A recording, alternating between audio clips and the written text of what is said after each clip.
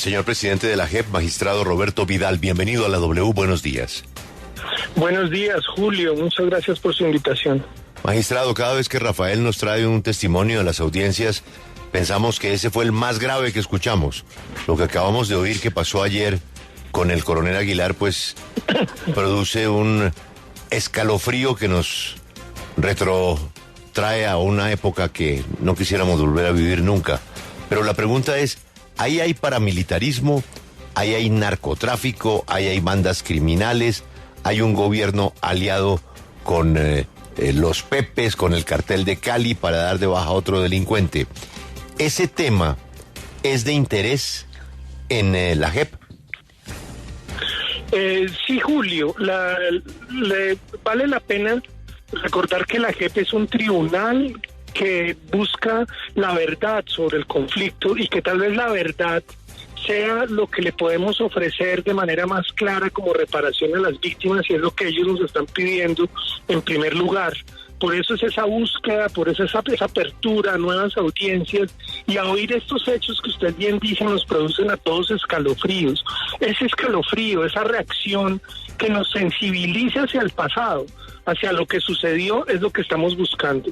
Ahora me pregunta por qué nos interesa. La competencia de la JEP es una competencia amplia que tiene que ver primero con los armados del conflicto, los miembros de la antigua guerrilla de las FARC y la fuerza pública, pero también tenemos competencia para investigar los vínculos de esos actores con terceros y con grupos paramilitares. De hecho, uno de nuestros casos, el caso 8, se llama así: vínculos entre la fuerza pública, los grupos paramilitares y terceros.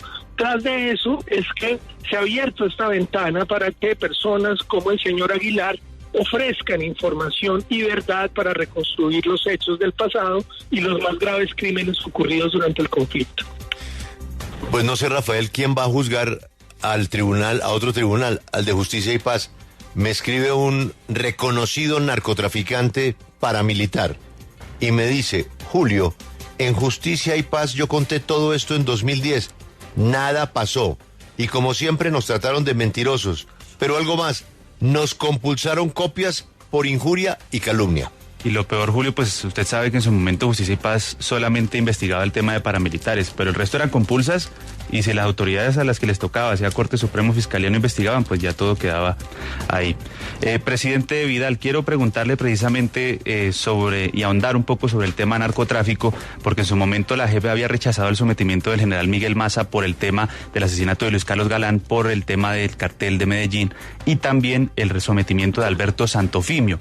Y esta confesión del coronel Hugo Aguilar se relaciona precisamente con hechos relacionados con narcotráfico y carteles. ¿Realmente la JEP sí tendría competencia sobre esto que ha confesado el coronel Hugo Aguilar, o a pesar de que pues él confiesa unos nexos con Don Berna y Carlos Castaño, al enmarcarse esto con temas de narcotráfico, queda por fuera de la JEP? Mire, hay unos aportes de verdad que en general interesan a la JEP. Ahora, cosa distinta son los crímenes sobre los que nosotros podemos investigar en concreto. Los crímenes que investigamos son aquellos que se cometieron de manera directa y en virtud del conflicto armado. Y allí el tema del narcotráfico tiene unas relaciones, a veces directas e indirectas, que le corresponderá a los magistrados, en los casos específicos, establecer cuál es la utilidad de esa información para efectos de la competencia de la JEP. Sí, magistrado, yo quisiera que habláramos de las víctimas, porque Hugo Aguilar dijo que él no causó víctimas directas, sino que las causó por omisión, y que por eso presentó un proyecto productivo para reparar a estas víctimas. ¿Esto es suficiente para la JEP? Mire, eso es materia de examen y de juicio por parte de mis colegas, los magistrados, Heidi Baldosea, Juan Ramón Martínez, en este caso, que han adelantado esa audiencia. Ellos valoran el aporte de información. Recuerde que inicialmente el señor Aguilar fue rechazado por la jurisdicción, y lo que dijo nuestra sección de apelaciones es que se le daba una última oportunidad para manifestar una voluntad de aporte a la verdad y de voluntad de reparación de las víctimas. Eso es lo que se está evaluando en este momento. Sí, presidente, pero además del tema de los Pepes, el coronel Aguilar habló sobre el apoyo que recibió de los paramilitares, pero esto va se contradice con lo que encontró la sentencia de la Corte Suprema, donde dice que él sí conestó. Y Hugo Aguilar solamente dice, yo fui presionado y terminé aceptando,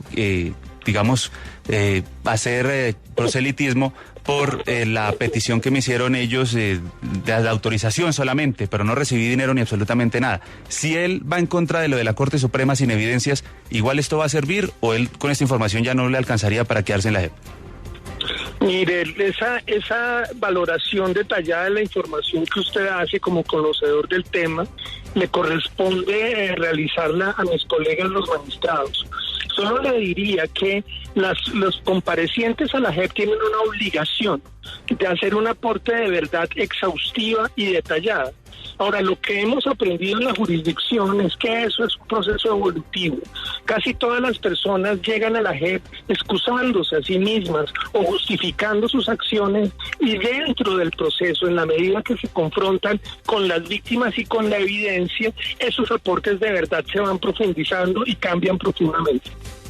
Magistrado, yo le quiero preguntar por otro testimonio que ayer nos trajo Rafael, que me pareció escalofriante de todo lo que ustedes han escuchado, y es el del un exdirector de la Modelo, que habla de lo que se vivía ahí. Nosotros sabemos que las cárceles en Colombia son muy complicadas y son un mundo muy doloroso, pero acá lo que se relata es ya la desaparición de personas al interior de la cárcel, la posibilidad de que carne molida que se elaboraba en la cárcel, entiendo para la venta, estuviera mezclada con cuerpos humanos. Una cosa realmente impresionante. ¿Ese caso cuál es y cómo se está adelantando en ese tema? Nuevamente se trata de aportes a la verdad de personas que comparecen ante la jurisdicción, y uno de los objetivos nuestros, reitero, es llegar a los lugares de la verdad a los que no ha podido llegar la justicia con los medios que tenía antes. Por eso es tan importante esa obligación. En el caso que usted refiere, se trata efectivamente de un antiguo funcionario que está revelando sitios y procedimientos pavorosos respecto de graves violaciones de derechos humanos y de desaparición de personas. Nuestra sección de ausencia de reconocimiento viene haciendo una labor ingente de búsqueda de desaparecidos, lo que nos ha llevado a muchos lugares del país, y ahora llama la atención sobre la cárcel Modelo, sobre lo que se procederá inmediatamente de la mano del Ministerio de Justicia.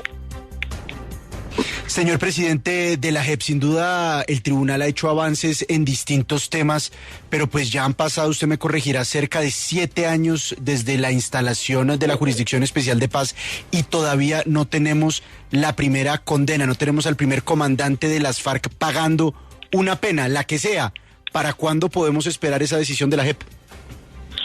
Bien, esa pregunta es muy importante. Yo quisiera también explicar que los tiempos de la justicia y de la investigación judicial son tiempos que pueden parecerle a la gente lentos, pero que son muy delicados. En este caso, hemos investigado casi 20.000 secuestros que ocurrieron durante 10 años por parte de la antigua guerrilla de las FARC. Hemos tenido unas audiencias en que los líderes de la antigua guerrilla, los miembros del secretariado, reconocieron ante el país y el mundo su responsabilidad por crímenes de lesa humanidad y crímenes de guerra, y ahora estamos en la fase de juicio.